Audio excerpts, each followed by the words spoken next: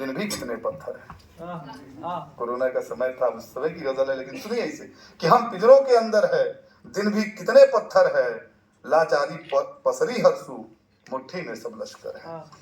और बस एक आध गजल के कुछ शेर सुना करके और खत्म करता हूं कि तुम्हें अगर मुस्कुराना चाहिए था,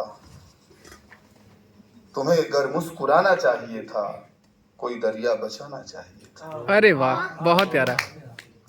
कि तुम्हें अगर मुस्कुराना चाहिए था, कोई दरिया बचाना चाहिए था, और किसी भी दास्तां में हम नहीं थे, कि किसी भी दास्तां में हम नहीं थे, हमें भी आजमाना चाहिए। किसी भी दास्तां में हम नहीं थे, हमें भी आजमाना चाहिए था। और ये शेर देखे कि किसी की आब से चमका किए हम, आब पानी कांति चमक, कि किसी की आब से चमका किए हम, हमें बस टूट जाना चाहिए। आए हाय, क्या बात। कि किसी की आब से चमका किए हम, हमें बस टूट जाना चाहिए था। और कफस से दिल लगाने की वजह थी पिंजरा, कि किसी की आब से चमका किए हम, हमें बस टूट जाना चाहिए था।